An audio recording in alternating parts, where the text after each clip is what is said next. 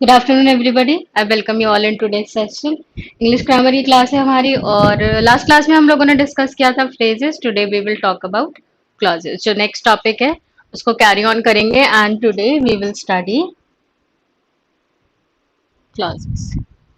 So phrases, clauses and sentences के बीच में डिफरेंस आई बिलीव आप लोग को थोड़ा सा क्लियर होगा, जो भी हमारे जितने भी बातचीत हुई है इस टॉपिक से रिलेटेड। सो फ्रेज के अंदर क्या होता है, आपके 2 या 3 वर्ड्स होते हैं and they provide incomplete information. जो क्लॉजेस होते हैं इनके अंदर you will get the balance of subject plus verb. ये दोनों चीजें आपको देखने को मिलेंगी क्लॉजेस के अंदर। और सेंटेंसेस के अंदर भी सब्जेक्ट प्लस वर्ब का कॉन्सेप्ट होगा, बट वहां पे आपके पास एक से ज्यादा क्लॉजेस होने के चांसेस होते हैं। जैसे आपके जो कंपाउंड सेंटेंसेस होते हैं या कॉम्प्लेक्स सेंटेंसेस होते हैं, वहां पे एक से ज्यादा क्लॉजेस भी हो सकते हैं।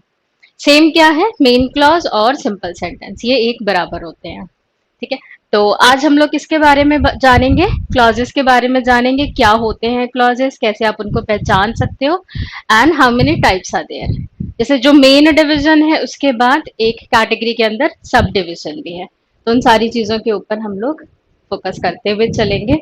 शुरुआत करते हैं क्लॉज की डेफिनेशन के साथ, ताकि थोड़ी सी उससे हमारी अंडरस्टैंडिंग डेवलप हो और हम लोग जाने की क्लॉज हमारा क्या होता है। तो क्लॉजेस के लिए डेफिनेशन लिख लीजिए। A clause, a clause is a group of words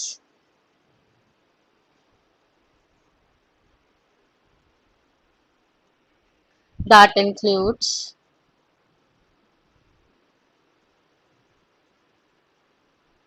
a subject and a verb. It forms a simple sentence. It forms a simple sentence or a part of compound or complex sentences.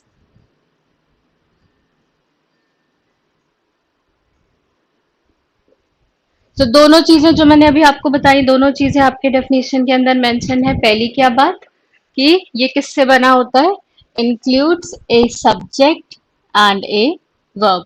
Short में याद रख सकते हैं ऐसे, subject plus verb, ये आपको clause के अंदर मिलेगा, कंपलसरी है। उसके अलावा बताया गया है कि भाई ये हो सकता है एक सिंपल सेंटेंस, क्योंकि दोनों के जो स्ट्रक्चर होते हैं वो सेम होते हैं। मेन क्लॉज का स्ट्रक्चर और सिंपल सेंटेंस का जो स्ट्रक्चर है वो सेम होता है। ध्यान रखिएगा, मेन क्लॉज यहाँ पे मैं आपके हिंट के लिए लिख दे रही हूँ ताकि आपको याद रहे।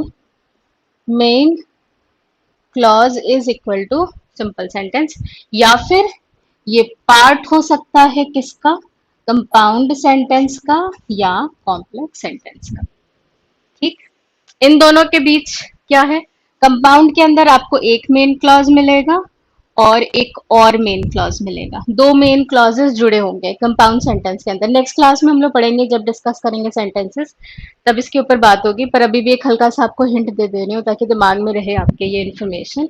कॉम्प्लेक्स के अंदर एक मेन क्लॉज होगा और एक सबऑर्डिनेट क्लॉज होगा। इससे ज्यादा अगर होंगे तो फिर वो चौथे टाइप ऑफ सेंटेंस हो जाता है, कंपाउंड कॉम्प्लेक्स सेंटेंस हो जाता है। तो अभी के लिए ये क्लॉज से रिलेटेड ग्रुप ऑफ वर्ड्स याद रखेंगे, सब्जेक्ट प्लस वर्ब याद रखेंगे, ये बहुत ज्यादा जरूरी चीजें हैं। और ये जो दूसरी वाली लाइन है वो एक्स्ट्रा इंफॉर्मेशन है। अब हम लोग इसका देखते हैं बाइफिकेशन। सो ये जो हमारा क्लॉज है, this clause can be divided into 2 categories. ये 2 कैटेगरीज कौन है, एक है आपके पास मेन क्लॉज और दूसरा है subordinate clause.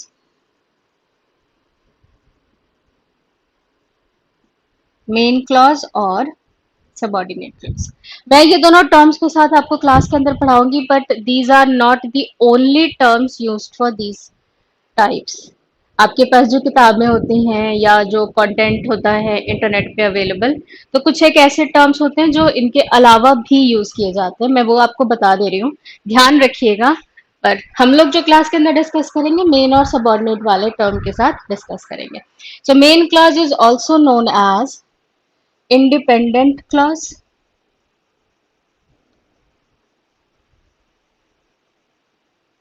And subordinate clause is also known as dependent clause. कैसे याद रखेंगे इसको, इस वाली चीज को? अब जैसे मान लीजिए पैसों की बात कर लेते हैं, टॉक अबाउट मनी। सो अगर आपके पास नौकरी है, आप जॉब कर रहे हो and you are getting your salary, हर महीने मिल रही है, तो आप क्या है अपने पैसों के लिए आप कहोगे कि आई एम इंडिपेंडेंट, मैं अपने पैसों के लिए किसी के ऊपर डिपेंडेंट नहीं हूं, यही बोलोगे आप। सो उसी चीज को आप सेंटेंस के अंदर भी अप्लाई कीजिए। ये जो सेंटेंस है ये अपने आप एग्जिस्ट कर सकता है, इसको किसी के सपोर्ट की जरूरत नहीं है कि नहीं भाई मेरे साथ ये आप सेंटेंस का टुकड़ा लगाइए तो ही मैं एग्जिस्ट करूंगा, ये इसके साथ ऐसा कुछ नहीं है, अपने आप में कंप्लीट है, can stand alone, providing complete meaning, सारा कुछ है इसके पास। तो ये कैसा क्लॉज हो गया? इंडिपेंडेंट क्लॉज हो गया, इसको सहारा नहीं चाहिए। पर ये जो है ये अपने आप अकेले स्टैंड नहीं कर सकता, उसको जरूरत है, उसको सपोर्ट की जरूरत है। किसके सपोर्ट की जरूरत है? इसके सपोर्ट की जरूरत है। सो independent clause and dependent clause exam के अंदर यही वाले टर्म्स ज्यादा आने के चांसेस हैं। अ, कीर्ति टॉपिक ये लिखा है ऊपर, क्लॉज, क्लॉजेस पढ़ रहे हैं, है ना? लास्ट क्लास में फ्रेजेस पढ़ा था और आज क्लॉज के बारे में जान रहे हैं कि ये होते क्या है और कितने तरीके के होते हैं। ठीक है, सो ये मैंने डेफिनेशन लिखा है यहाँ पे और ये आपको टाइप्स बता रही हूँ। टाइप्स के अंदर दो टाइप्स हो गए, मेन क्लॉज हो गया और सबऑर्डिनेट क्लॉज हो गया। ये इनके दूसरे नाम है, subordinate clause also known as dependent clause and main clause also known as independent clause. ठीक है, क्लियर है कीर्ति? आगे मेन क्लॉज को और क्या कहेंगे? इसको हम लोग कहेंगे प्रिंसिपल क्लॉज, ये भी यूज किया जाता है। और ये हो गया supporting,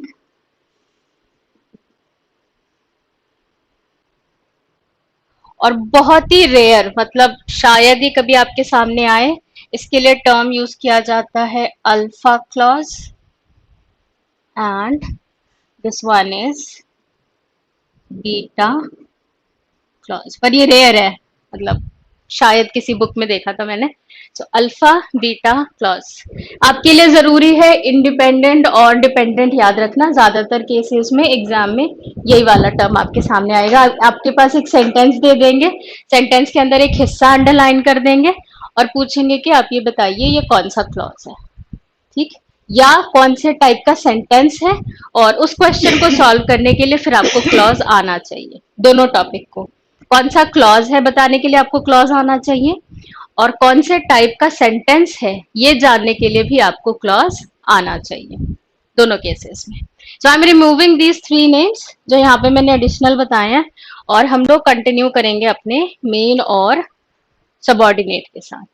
So main also known as independent, principal or alpha, subordinate also known as dependent, supporting or beta. Okay बात?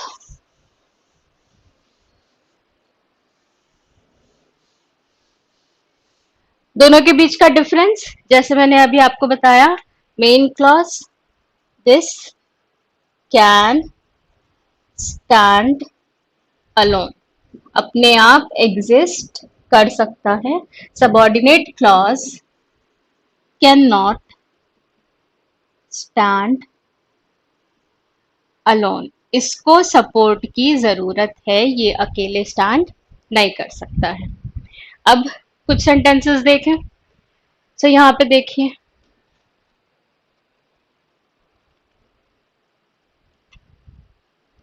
He likes classical music.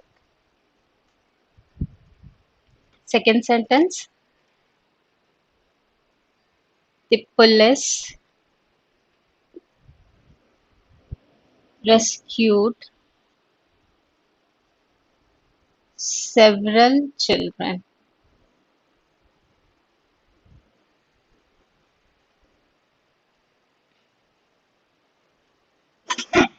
You should eat something. You should eat something. ठीक, अब ये जो हम लोगों ने 3 sentences यहाँ पे लिखे हैं, कौन कौन से? He likes classical music, the police rescued several children, you should eat something. इसके अंदर जो हम लोगों ने ऊपर डेफिनेशन लिखी है उसके हिसाब से चेक करते हैं कि चीजें सही हैं या नहीं सही हैं, क्या ये एक्चुअली में मेन क्लॉज है या नहीं है। तो हम क्या कह रहे हैं, ग्रुप ऑफ वर्ड्स है, पहला चेक ठीक, ग्रुप ऑफ वर्ड्स है, इसके अंदर हमें मिलेगा एक सब्जेक्ट, चेक करें सब्जेक्ट है या नहीं है।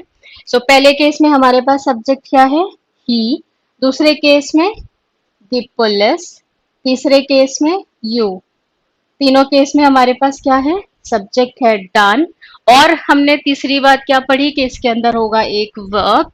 Let's check our verb. So he likes, the police rescued and you should eat, है ना। तो है हमारे पास वर्ब, बिल्कुल है, डन। एंड ये एक्स्ट्रा इन्फॉर्मेशन इधर साथ में दिया हुआ है। सो ये मेन क्लॉज है और ये अकेले स्टैंड कर पा रहा है। He likes classical music, yes, sentence is complete. The police rescued several children, sentence make sense, पूरा कंप्लीट है। यू शुड ईट समथिंग, ये भी बात सही है, जब कोई किसी को कह रहा होगा कि भाई तुम कुछ खा लो तो ये कहेंगे यू शुड ईट समथिंग। तो यहाँ पे ये तीनों एग्जाम्पल्स हैं किसके, मेन क्लॉज के, मेन क्लॉज और सबऑर्डिनेट क्लॉज। इसको मैं थोड़ा सा यहाँ से बॉक्स में बना देती हूँ ताकि ये थोड़ा हाईलाइट हो, आपको पता चले कि हम लोग इनकी बात कर रहे हैं। अब एग्जाम्पल देखते हैं दूसरे तरीके के, डिफरेंट टाइप्स ऑफ सेंटेंसेस। तो 1 2 3 के बाद ये है आपके पास 4।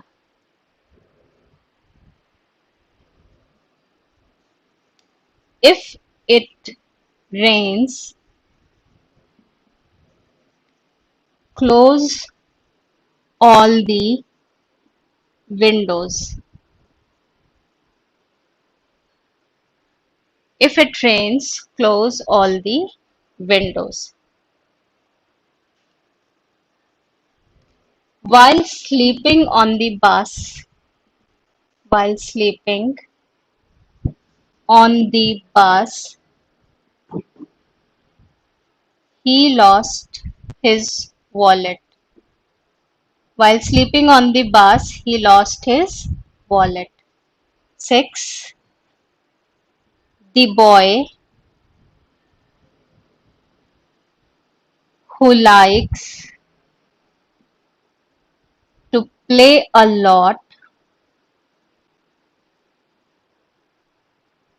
missed the test. The boy who likes to play a lot missed the test. अगर नोट कर रहे हैं कर लीजिए, फिर मैं इसको आपको एक्सप्लेन करती हूँ। तो सेंटेंस नंबर 4 है if it rains close all the windows. 5वां है while sleeping on the bus he lost his wallet। 6th है the boy who likes to play a lot missed the test। ठीक, अब ये जो हमारे सेंटेंसेस हैं, जैसा कि हमने पढ़ा कि हमारा subordinate clause can not stand alone, ये अकेले स्टैंड नहीं कर सकता। तो मैं ऐसा नहीं कह सकती कि भाई ये हमारे एग्जाम्पल्स मेन क्लॉज के हैं और ये हमारे एग्जाम्पल सबऑर्डिनेट क्लॉज के हैं। क्यों? क्योंकि सबऑर्डिनेट क्लॉज तो मैं ऐसे अलग से लिख के दे ही नहीं सकती आपको, कैन नॉट स्टैंड अलोन। तो हमेशा उसके सपोर्ट में कौन आएगा, मेन क्लॉज आएगा। तो यहाँ जो सेंटेंसेस लिखे गए हैं, सेंटेंस नंबर 4, सेंटेंस नंबर 5 और 6, this includes both men clause और सबऑर्डिनेट क्लॉज, दोनों हैं इन वाले सेंटेंसेस के अंदर। ट्राई करके देखिए, आप फाइंड आउट कर पा रहे हो। Identify your main clauses. चौथे के अंदर हमारा मेन क्लॉज क्या है, सेंटेंस के अंदर वो कौन सा हिस्सा है जो अकेले भी अगर आप लिखोगे तो वो कंप्लीट होगा। कैन स्टैंड अलोन का मतलब ये होता है ना कि उसको सपोर्ट नहीं चाहिए। तो 4 वाले के अंदर, 4th के अंदर, 5th के अंदर, 6th के अंदर वो कौन सा हिस्सा है जिसको आप अलग से लिखोगे तो वो इनकम्प्लीट नहीं होगा। कोशिश करके देखिए, तीनों आ रहे हैं, 2 आ रहा हो, 1 आ रहा हो, कोई सा भी, 4th 5th या 6th किसी के अंदर भी आप वो हिस्सा ढूंढ पा रहे हो, कौन सा हिस्सा, मेन क्लॉज वाला हिस्सा। सो फोर्थ में, फिफ्थ में और सिक्स्थ में दोनों हैं। आपको ढूंढना है, अभी फिलहाल जो मैंने बताया है, आपको ढूंढना है मेन क्लॉज। ट्राई करके देखिए।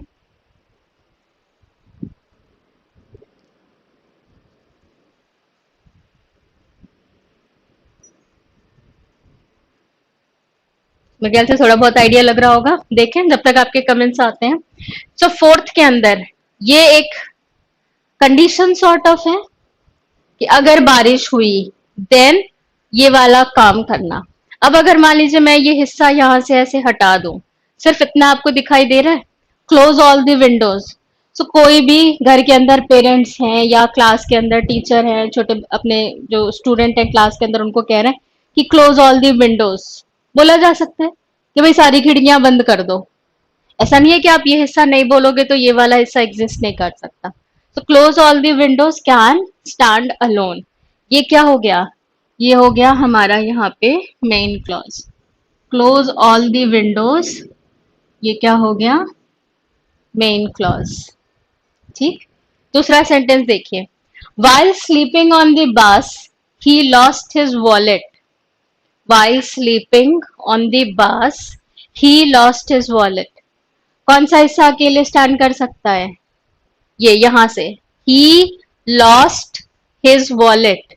तो कोई भी दोस्त आपस में बात कर रहा है और एक दोस्त जो है वो ऐसे उदास है, मुंह लटका के घूम रहा है।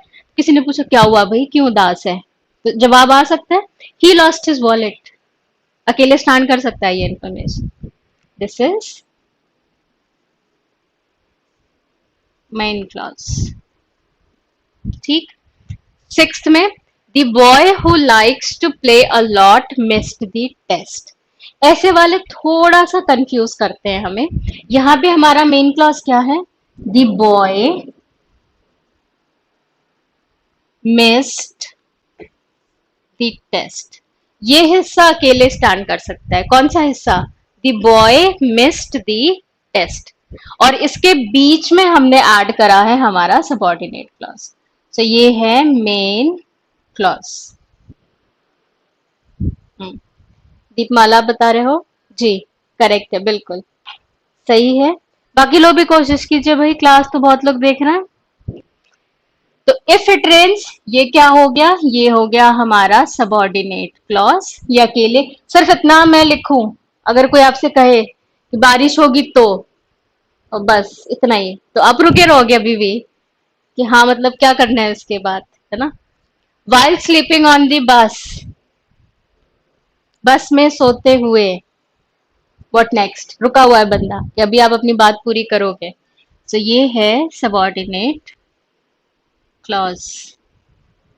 वो जिसे खेलना पसंद है, सबऑर्डिनेट क्लॉज। सो ये सेंटेंसेस बने हैं सबऑर्डिनेट क्लॉज और मेन क्लॉज से मिलके, सबऑर्डिनेट क्लॉज और मेन क्लॉज से मिलके, सबऑर्डिनेट क्लॉज और मेन क्लॉज से मिलके। तो इस तरीके से आपके एग्जाम में अब हो सकता है दो तरीके से क्वेश्चन आ जाए। ये सेंटेंस दे दे और आपसे पूछ ले कि अभी identify this is a main clause और सबऑर्डिनेट क्लॉज। आप पहचान ले जाओगे कि दिस इज मेन क्लॉज। हो सकता है आपको ये वाला सेंटेंस दे दिया जाए और ये हिस्सा अंडरलाइन करके दे दिया जाए और आपसे पूछा जाए कि ये मेन क्लॉज है या सबऑर्डिनेट क्लॉज है, तो भी आप पहचान ले जाओगे कि ये मेन है या फिर सबऑर्डिनेट है। कर लेंगे ऐसे। तो ये 1 2 3 4 5 6 आपके एग्जाम्पल्स थे।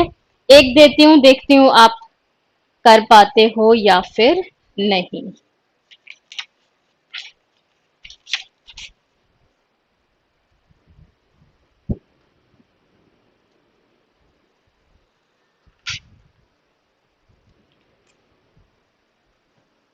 सेवेंथ, ये आप अपने से ट्राई कीजिए।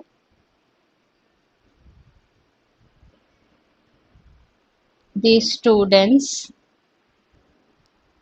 who misbehaved in the class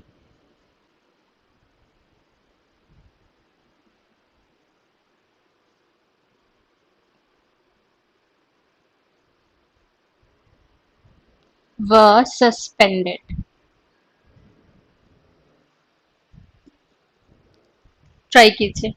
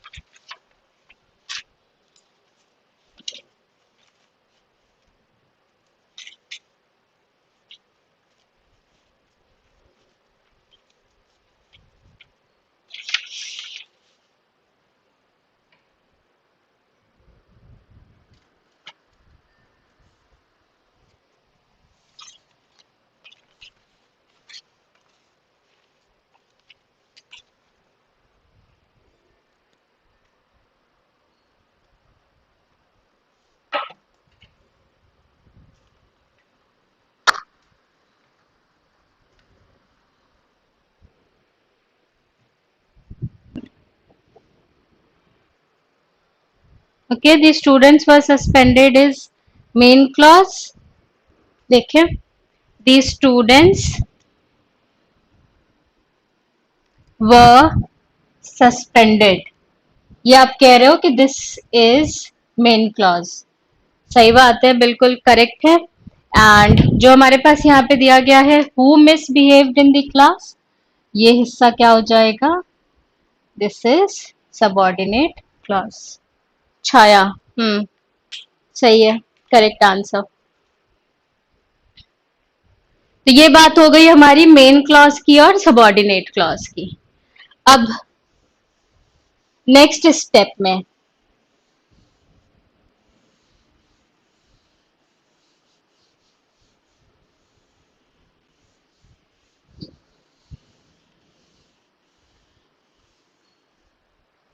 subordinate clause is again divided into three more types.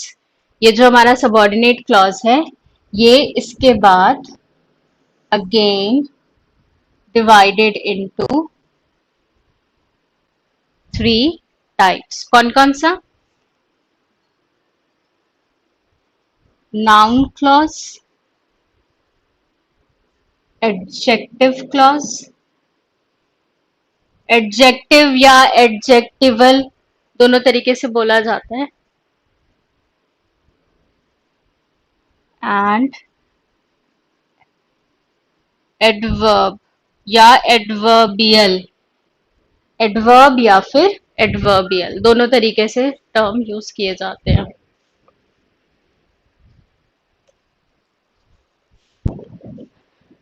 सो हमेशा ध्यान रखेंगे जब भी एग्जाम में आपके पास ये क्वेश्चन आए, ये किसके टाइप्स हैं? सबऑर्डिनेट के. Noun, adjective and adverb, they are subordinate clauses. हमेशा याद रखिएगा, नाउन क्लॉज, एडजेक्टिव क्लॉज और एडवर्ब क्लॉज क्या है? सबऑर्डिनेट क्लॉज है. मेन क्लॉज अपने आप में एक है जो अकेला स्टैंड कर सकता है, उसका कोई बाइफिकेशन नहीं है. हाँ, दीपमाला करेक्ट आंसर है आपका भी. कीर्ति करेक्ट है. भूमिका सही जवाब है. ठीक है, ऐसे ट्राई करेंगे, धीरे धीरे आते जाएगा. तो सबऑर्डिनेट हो गया, नाउन हो गया, एडजेक्टिव हो गया और एडवर्ब हो गया. अब क्या करते हैं? नाउन का काम क्या है? सो नाउन के केस में पॉइंट याद रख सकते हैं, ये या तो आपको कहाँ मिलेगा? सब्जेक्ट वाली जगह पे, या ये आपको मिलेगा ऑब्जेक्ट वाली जगह पे. सेंटेंस के अंदर सब्जेक्ट और ऑब्जेक्ट वाले प्लेसेस कौन से होते हैं? हाँ, a group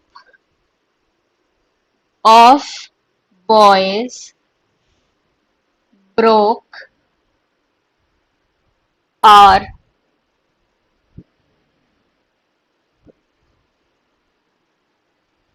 windows. मान लीजिए ये सेंटेंस है ना? तो सब्जेक्ट कौन सा हो गया? एक ग्रुप ऑफ बॉयज, ये सब्जेक्ट हो गया. इन्होंने काम क्या करा? तोड़ा, वर्ब हो गया. क्या तोड़ा? आर विंडोज, ये क्या हो गया? ऑब्जेक्ट हो गया. वैसे विंडोज ही है बट आर को भी कर लिया. तो सब्जेक्ट और ऑब्जेक्ट ये वाली जगह होती है, और ये दोनों जगह आपको क्या देखने को मिलते हैं? नाउन देखने को मिलते हैं. ये अभी भी जो मैंने सेंटेंस लिखा है यहाँ पे देखिए, विंडोज नाउन है, बॉयज नाउन है ना? तो जो हमारा नाउन क्लॉज होगा उसकी पोजिशनिंग या तो आपको मिलेगी सब्जेक्ट वाली जगह पे या ऑब्जेक्ट वाली जगह पे, है ना? वर्ब के वहां पे नहीं. उसके बाद या तो इसके अंदर नाउन होगा, या ये क्लॉज कहीं ना कहीं से नाउन को रिप्लेस कर रहा होगा. मतलब एक पूरा क्लॉज किसी एक वर्ड को रिप्लेस कर रहा होगा. इसका भी एक मैं आपको एग्जांपल बताती हूँ, just for the sake of understanding. ये क्लॉज नहीं है, पर बात आपकी समझ में आए इसके लिए मैं बता रही हूँ. एक मान लीजिए सेंटेंस है हमारा, नेहा इज मिसिंग. ठीक, नेहा इज मिसिंग. अब यहाँ पे एक ये कैंडिडेट है, मतलब बंदा है ना? और ये कौन है? ए है. ठीक, ये ए किससे बात कर रहा है? बी से बात कर रहा है. ये कौन है? बी है। अब ए जो है ये बी को ये बात बता रहा है, ये वाली, कि नेहा इज मिसिंग। ठीक। अब बी मान लीजिए ऐसा पर्सन है जो नेहा को जानता है, ये जो यहाँ पे जिस गर्ल के बारे में बात हो रही है वो उसको जानता है, तो वो बात समझ जाएगा कि भाई नेहा क्या है? गुम है।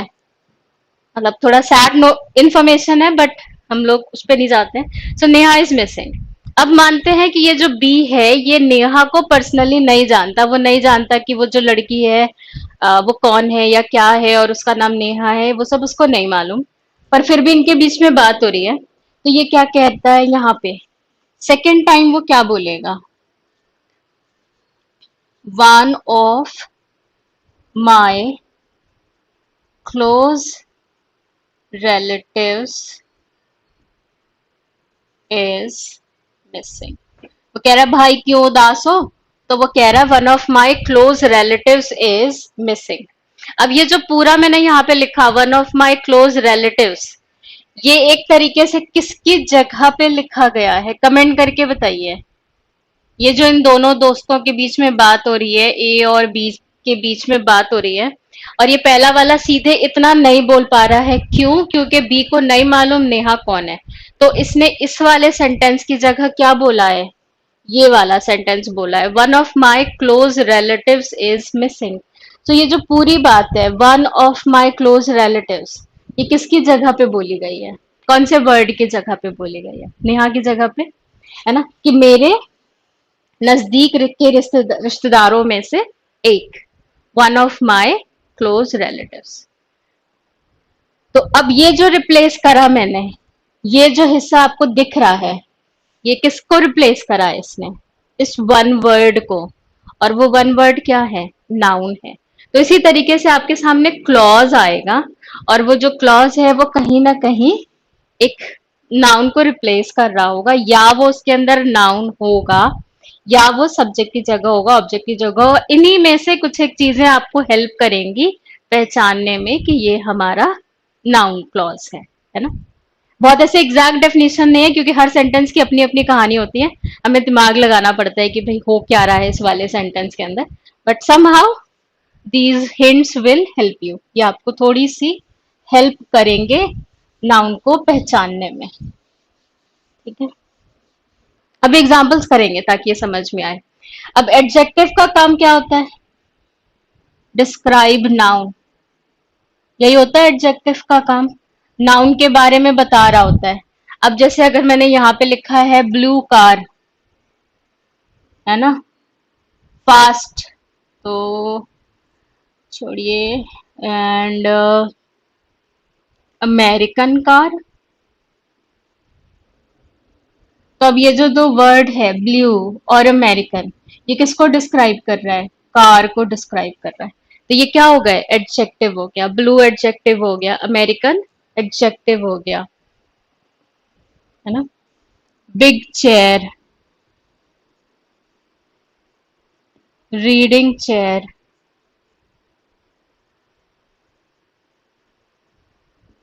Stolen chair, broken chair. ये सब जितने भी वर्ड्स मैं लिख रही हूँ, ये सब किसको डिस्क्राइब कर रहे हैं? ब्रोकन चेयर को, बिग चेयर को, रीडिंग चेयर को, स्टोलन चेयर को। कैसा चेयर? Big chair. कैसा चेयर? वो चेयर जिस पे बैठ के पढ़ सकते हैं। Reading chair. कैसा चेयर? गुम हो चुका चेयर, वो चेयर जो गायब हो चुका है, गुम हो चुका है। कैसा चेयर? जो टूट चुका है। So all these words, broken, big, reading, stolen, they are describing the chair which is a noun. So adjective का काम क्या होता है? ये noun को describe कर रहे होते हैं, किस तरीके का noun है हमारा। So ये clause भी यही काम करेगा, sentence के अंदर एक noun होगा और वो उसको describe कर रहे होंगे। इसके अंदर जो बहुत ही मेन बात है, doesn't include the noun described, है ना। वो उस वाले नाउन को इस क्लॉज का पार्ट नहीं होगा, हमेशा ध्यान रखिएगा। आपके पास अंडरलाइंड आएगा एडजेक्टिव क्लॉज, और वो जो नाउन है जिसको ये एडजेक्टिव क्लॉज डिस्क्राइब कर रहा होगा वो उस अंडरलाइंड हिस्से से बाहर होगा, वो अंडरलाइंड नहीं होगा। वो जो हमारा नाउन है वो अंडरलाइंड नहीं होगा। दूसरा कोई नाउन हो सकता है इसके अंदर, भाई जब आप सेंटेंसेस बना रहे हो तो बहुत सारे नाउन आते हैं, तो कोई और नाउन हो सकता है, पर वो वाला नाउन नहीं होगा हमारा अंडरलाइंड जिसके बारे में ये क्लॉज बात कर रहा है। सो नेट नेट ये है, क्लॉज जो एडजेक्टिव की तरह काम करे वो एडजेक्टिव क्लॉज। सेम यहां पे भी,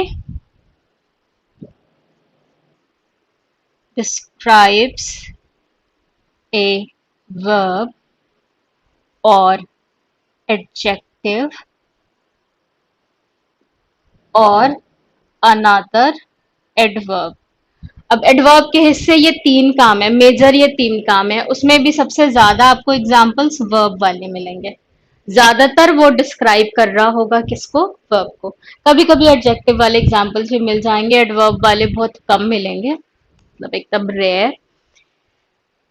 तो ये एडवर्ब क्लॉज से रिलेटेड हो गया, वो डिस्क्राइब कर रहा होगा कि हमारा वर्ब क्या है, कैसे है, क्यों है।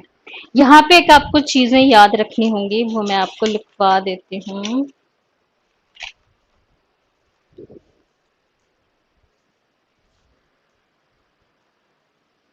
ये बताएंगे, जो ये एडवर्ब क्लॉज है, वर्ब से रिलेटेड प्लेस बता सकता है। थोड़ा डिफिकल्ट है एडवर्ब क्लॉज जो है, ये थोड़ा डिफिकल्ट है ना। प्लेस बता सकता है, टाइम, कॉज, पर्पस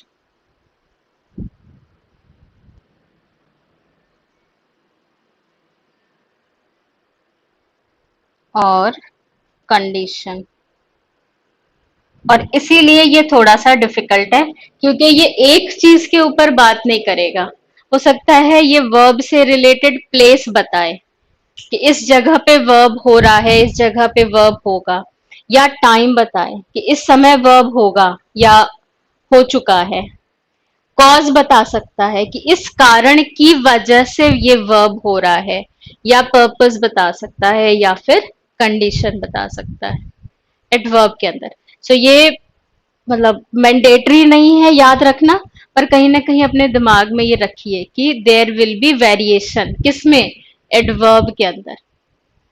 एक ही ट्रैक पे नहीं चलेगा, उसकी गाड़ी अलग अलग ट्रैक पे चल सकती है। हो सकता है वो प्लेस की बात कर रहा हो सकता है वो टाइम की बात कर रहा हो, कॉज की बात कर रहा हो, पर्पस की बात कर रहा हो, या फिर कंडीशन की बात कर रहा हो।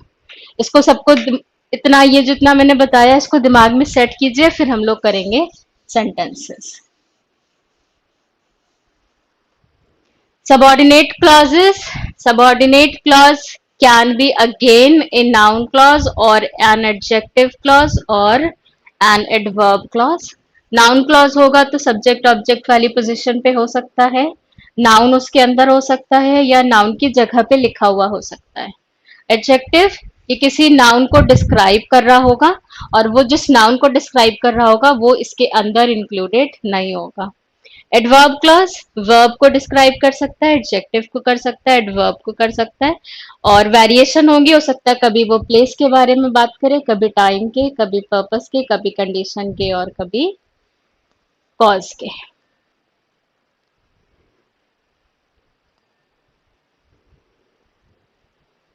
ठीक, आई एम रिमूविंग दिस, आप लोगों ने अपने पास नोट कर लिया होगा।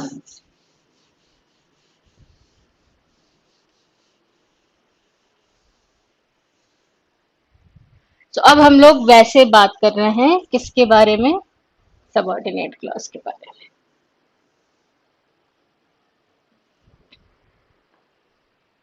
और इसके अंदर हम लोगों ने पढ़ा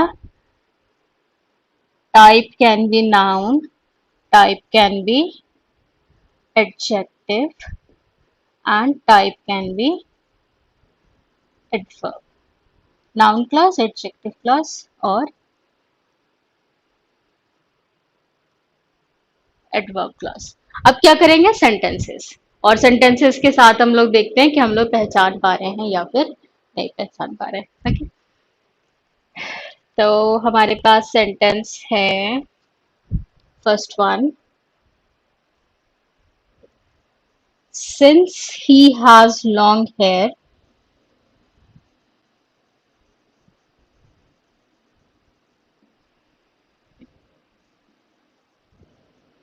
ही wears a pony tail। आपको पहचानना है since he has long hair. बताइए कौन सा क्लॉज है।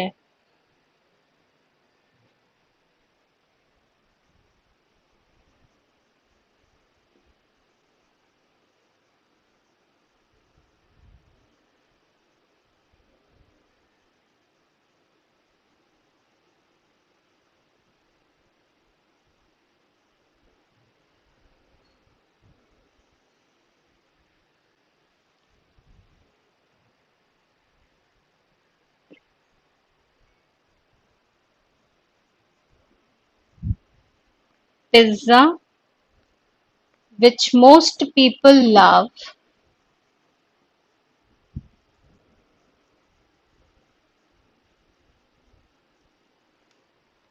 is not very healthy।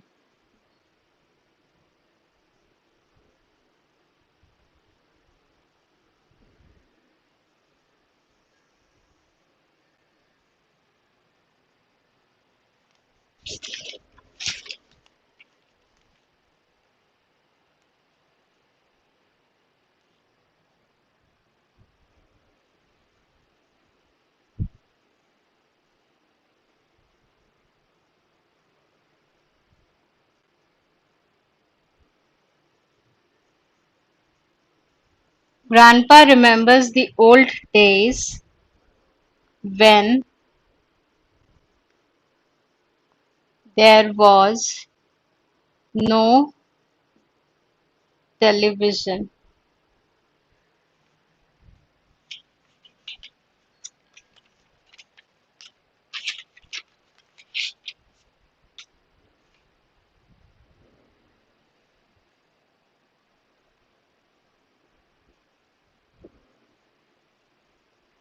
Whoever is the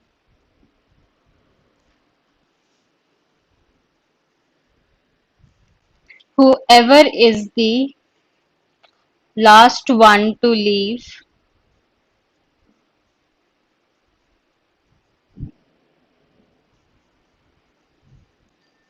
turn off the lights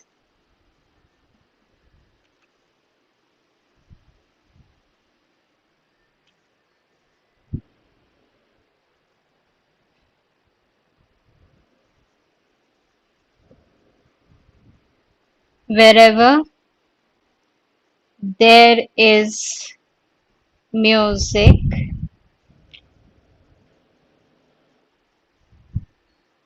people will often dance। Wherever there is music people will often dance। Seventh,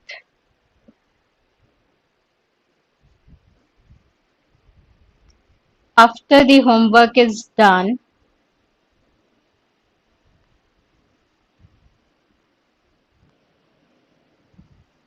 we will eat ice cream।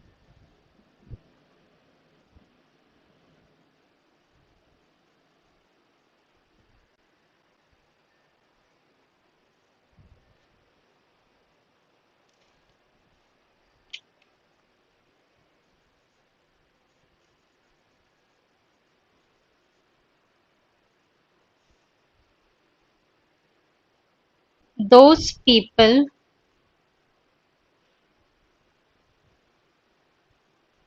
whose names are on the list will go to the camp।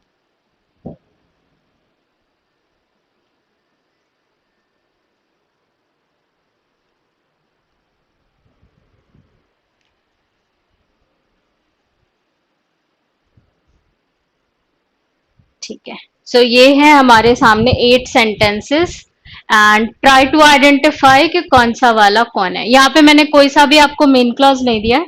जितने भी sentences हैं उनके अंदर subordinate clause है और noun, adjective और adverb है या मतलब कौन सा टाइप है ये आपको फोकस करना है।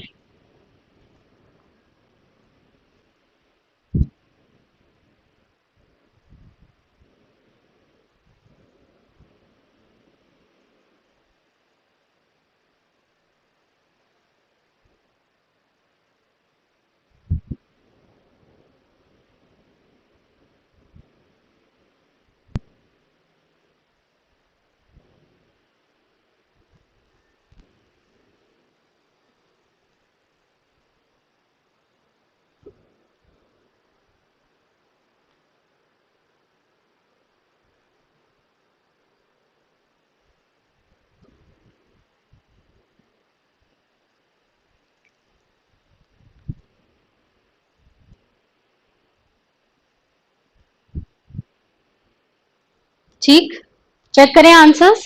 पहला सेंटेंस देखते हैं। Since he has long hair he wears a ponytail. पहले वाले के लिए एसी लिखा है। एसी तो एडजेक्टिव क्लॉज भी हो सकता है, एडवर्ब क्लॉज भी हो सकता है ना। पर मेरे ख्याल से मैं आपकी बात समझ रही हूँ। Since he has long hair he wears a ponytail. अब हम यहाँ पे क्या बता रहे हैं, कारण बता रहे हैं कि भाई वो पोनी टेल क्यों बना रहा है ना। मेक्स नहीं, वियर्स कहते हैं, कपड़े के जैसे ही वहां पे यूज करते हैं। तो अब क्या हो गया कि भाई ये पोनी टेल क्यों बना रहा है, उसके पीछे का ये कारण है कि उसके जो ये जो लंबे बाल हैं, दिस इज दी कारण। तो क्या हो जाएगा ये adverb clause. This one is adverb clause और उसके अंदर ये कॉज है ना। Since he has long hair he wears a ponytail. दूसरा देखिए, we will do whatever our leader says. We will do whatever our leader says. तो आपके लिए हिंट, सब्जेक्ट क्या है वी, फिर ये वर्ब और फिर ये ऑब्जेक्ट वाली जगह। और अगर आप इसको दूसरे वाले क्लॉज को पूरा ना पढ़ो तो ये ऐसे भी पढ़ सकते हो, वी विल डू दिस। हम ये करेंगे, वी विल डू दिस। अब ये दिस क्या है, whatever our leader says. तो सेकेंड वाला हमारा कौन सा हो गया, किस तरीके का क्लॉज, नाउन क्लॉज हो गया, है ना। This is noun clause. अगर आपको दोनों जगह लग रहा हो कि भाई यहाँ पे भी तो काम की बात हो रही है, यहाँ पे भी काम की बात हो रही है, तो वर्ब तो हर जगह आएगा ही। हमने पढ़ा है कि क्लॉजेस के अंदर आपको वर्ब देखने को मिलेगा। सो वर्ब तो है, उसके बगैर नहीं आप बना सकते सेंटेंस। लेकिन ये क्या कह रहा है कि भाई ये वर्ब हो रहा है इस वजह से।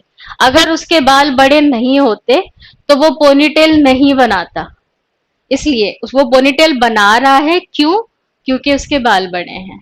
तो यहाँ पे फोकस हो रहा है कि why this verb is happening. यहाँ पे हम क्या कह रहे हैं कि हम करेंगे, ये तो डन है, क्या करेंगे वो ये वाली बात है। And this is noun clause. ठीक, तीसरा देखते हैं। Pizza which most people love is not very healthy. Which most people love. अब ये पूरे का पूरा क्लॉज किसके बारे में बता रहा है, पिज्जा के बारे में।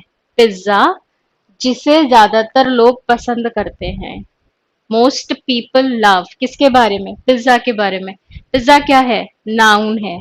तो एक क्लॉज जो नाउन को डिफाइन करे क्या बनेगा, एडजेक्टिव क्लॉज।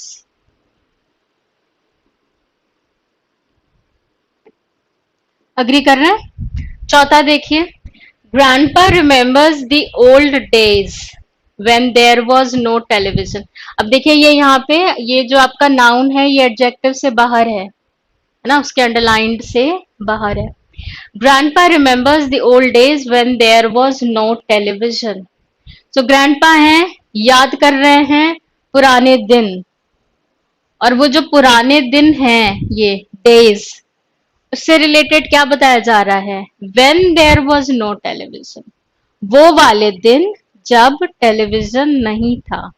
तो ये जो हमारा पूरा हिस्सा है ये डिफाइन कर रहा है डेज को। कौन से दिन, बिना टीवी वाले दिन, अभी वाले नहीं, वो बिना टीवी वाले दिन। सो ये रहा आपका नाउन और नाउन को डिस्क्राइब करता हुआ क्लॉज क्या बन जाएगा?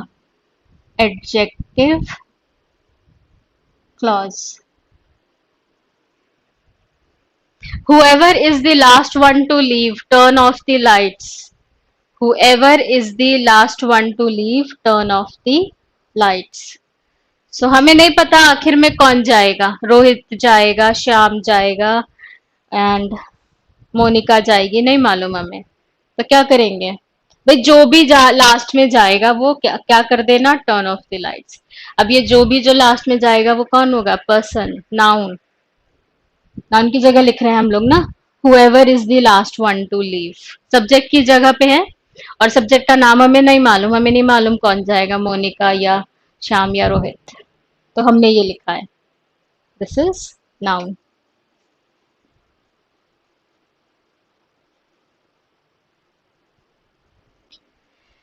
Wherever there is music, people will often dance. Wherever there is music, people will often dance. So, लोग डांस करेंगे कहाँ? जहां म्यूजिक होगा. Wherever there is music people will often dance. So again ये verb से related बताया जा रहा है कि ये जो हमारा वर्ब है डांस, ये कब होगा? जहां म्यूजिक होगा. क्या हो गया? This is adverb clause. और ये बता रहा है प्लेस. वेन एवर होता तो टाइम हो जाता. वेयर एवर है, लोकेशन की बात कर रहे हैं. Then after the homework is done, we will eat ice cream. So हम आइसक्रीम खाएंगे कब? जब ये होमवर्क हो जाएगा. आइसक्रीम खाएंगे कब? जब ये होमवर्क हो जाएगा. तो ये जो वर्ब है ये डिपेंड कर रहा है इसके ऊपर. ये बन गया हमारा एडवर्ब क्लॉज और बता रहा है time. After the homework is done, we will eat ice cream. Last one. Those people whose names are on the list will go to the camp.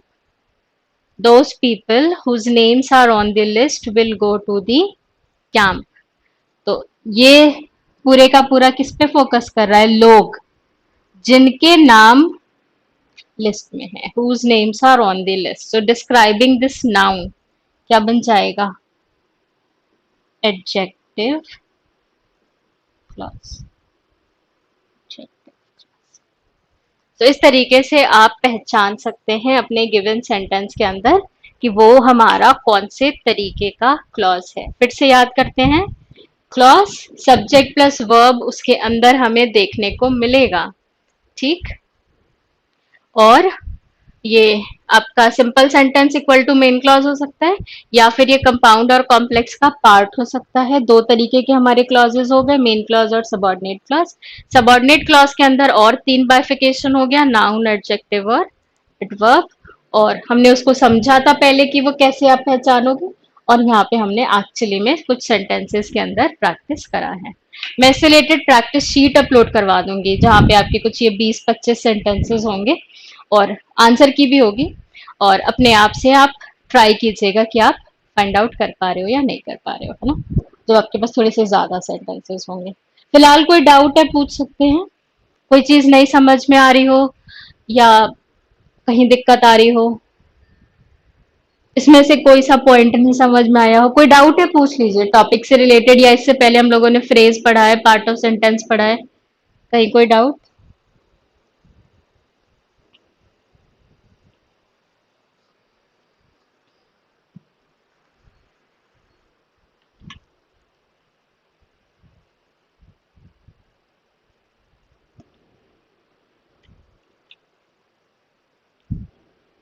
नहीं.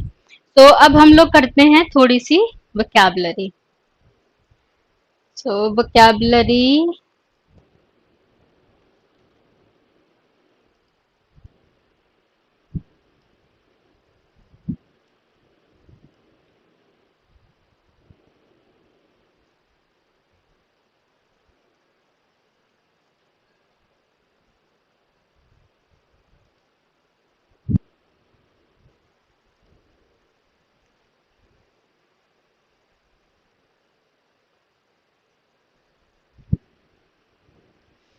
सो अभी हम लोग पढ़ने वाले हैं कुछ एडजेक्टिव्स जो यूज किए जाते हैं आपके सेंटेंसेस के अंदर, और आप उनको किस तरीके से आइडेंटिफाई करोगे, पॉजिटिव एडजेक्टिव्स हैं या नेगेटिव एडजेक्टिव्स हैं।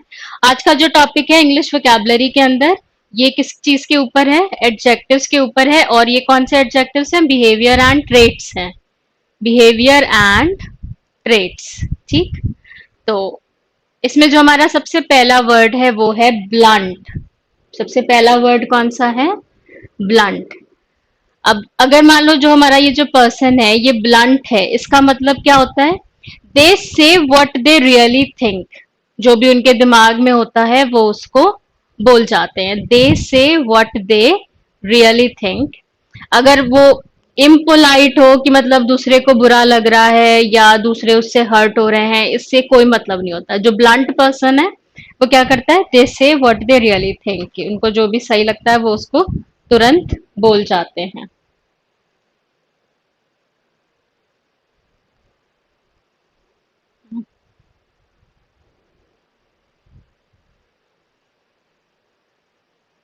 ये फर्स्ट वर्ड है हमारे सामने, ब्लंट।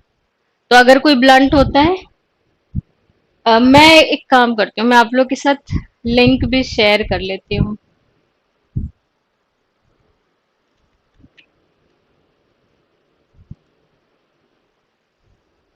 चलिए कोई नहीं, दिख तो रही है आपको। तो अगर कोई ब्लंट होता है तो वो इम्पोलाइट हो सकता है, दूसरे को हर्ट कर सकता है और कई बार किसी को ऑफेंस भी फील कर सकता है। सो हमारा ये जो वर्ड है ब्लंट, ये एक रिमार्क या रिफ्यूजल के तौर पे आप उसको याद रख सकते हो।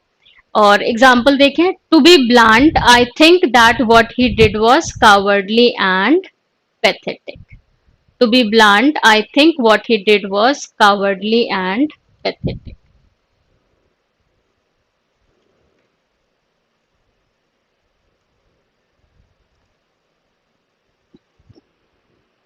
ये सही नहीं आ रहा, मैं आपको दूसरे तरीके से दिखाती हूँ।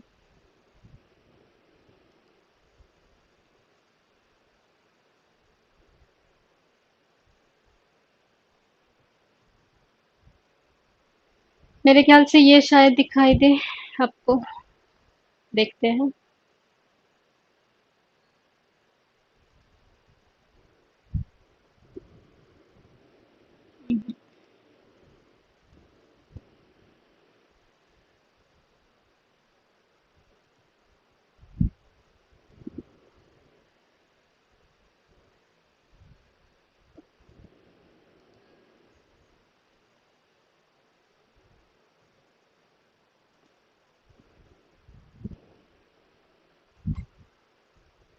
ठीक है, ये दिखेगा अब आपको। सो blunt, if somebody is blunt they say what they really think even if what they say is impolite and will hurt or offend someone। ठीक, एग्जाम्पल में देखिए, to be blunt I think that what he did was cowardly and pathetic। मतलब मैं जो बात है वो क्या कह रही हूँ, टू बी ब्लंट, अगर मैं सीधे सीधे कोई बात कह सकूं, आई think what he did was cowardly and pathetic. ठीक है, तो ये हमें हमें यहाँ पे आपका एग्जाम्पल दिख गया। पहला एडजेक्टिव के अंदर जो हमने पहला टर्म पढ़ा है वो क्या है, ब्लंट, और ये रहा उसका एग्जाम्पल। याद रखेंगे, वोकैबुलरी डिस्कस कर रहे हैं और वोकैबुलरी के अंदर वी आर डिस्कसिंग एडजेक्टिव्स। ब्राश, दूसरा वर्ड है ब्राश। तो अगर कोई ब्राश होता है, इसका मतलब वो बहुत ही ज्यादा क्या है, लाउड है, बहुत ही ज्यादा ओवर कॉन्फिडेंट है एंड अग्रेसिव है। अग्रेसिव कौन होता है, जो बिल्कुल लड़ने को एकदम राजी है, तुरंत लड़ने के लिए।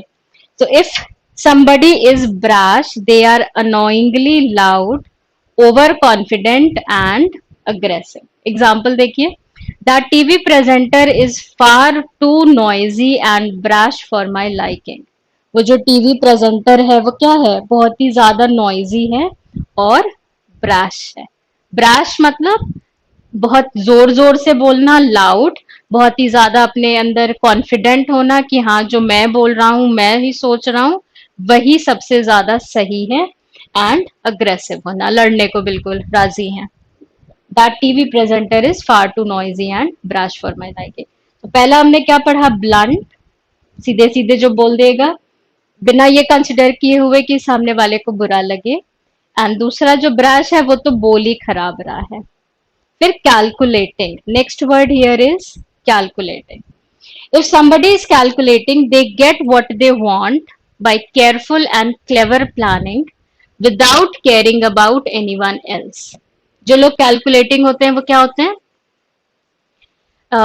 जो उनको चाहिए वो उसके ऊपर वर्क कर रहे हैं। So if somebody is calculating, उनको जो चाहिए उसके लिए बहुत ही केयरफुल तरीके से प्लानिंग कर रहे होते हैं। तो आपको यहाँ पे वर्ड के साथ में देखिए पॉजिटिव नेगेटिव दिख रहा है। तो ब्लंट जो है, इस एडजेक्टिव को हम लोग पॉजिटिव तरीके से भी यूज कर सकते हैं और नेगेटिव तरीके से भी। ठीक, ब्राश जो है ये नेगेटिव ही यूज होता है किसी की बुराई करने के पॉइंट ऑफ व्यू से। कैलकुलेटिंग को भी जनरली हम लोग थोड़ा सा जैसे बहुत कहते हैं ना, अरे वो तो बड़ा चालाक है, तो चालाक हल्का सा नेगेटिव हो जाता है। उसी तरीके से कैलकुलेटिंग भी हल्का सा क्या होता है, नेगेटिव होता है। If somebody is calculating, they get what they want by careful and clever planning without caring about anyone else. Sentence के अंदर देखिए कैसे यूज करेंगे। Percy is disliked by most of his colleagues because of his sly and calculating ways of getting what he wants. Calculating ways, ways हमारा noun है और उसके साथ हमने ये एडजेक्टिव यूज किया है, calculating. Blunt, brash, calculating, 3 word. चौथा देखिए, कैलस। कैलस ये भी कैसे यूज होगा, नेगेटिव यूज होगा। If somebody is callous, they are cruel and heartless. क्या है ये, cruel and heartless. His callous disregard of her feelings upset her. मतलब बिल्कुल ही एकदम सिरे से ही हमने खारिज कर दिया कि भाई हम बिल्कुल भी कंसिडर नहीं करेंगे तुम्हारी बात को। If somebody is callous, they are cruel and heartless. ठीक, कैंटैक्रस, कैंटैंक्रस ये क्या है, कोई कैंटैक्रस कब होता है, जब वो बैड टेम्पर्ड हो एंड टेंड टू आर्ग्यू, छोटी छोटी चीजों पे लोगों के साथ लड़ जाते हैं। अब स्पेशली जैसे मान लीजिए किसी की तबीयत खराब होती है तो उसको क्या होता है, छोटी छोटी बात इरिटेट कर रही होती है कि मतलब इतना चिढ़ जा रहे हैं कि भाई तुम कमरे में क्यों आ रहे हो, तुम ये क्यों बोल रहे हो, तुम ये क्यों कर रहे हो, सॉर्ट ऑफ थिंग, थोड़ा बैठ जाओ। तो बहुत छोटी छोटी बातों पे हम आर्ग्यू कर जाते हैं और हम कैसे हैं, बैड टेम्पर्ड हैं। बैड टेम्पर्ड जिनका बहुत जल्दी गुस्सा आ जाता है जिनको। So Paul is not an easy person to have as a friend because he is so cantankerous, he is so cantankerous. ठीक, if somebody is cantankerous, they are bad tempered and tend to argue with people about insignificant things. अगला है cheerful. cheerful आपको पता होगा, आसान सा word है cheerful. And कोई cheerful कब होता है, जब वो हैप्पी और गुड मूड में होता है, happy and good mood. Why are you so cheerful today? तुम आज इतने खुश क्यों हो। So, खुश हैं किसी बात को लेकर के, very happy, happy and good mood. तो चेयरफुल आसान है, याद होगा। Next word is curt, CURT, curt. If somebody is curt, they are very abrupt, मतलब रूड।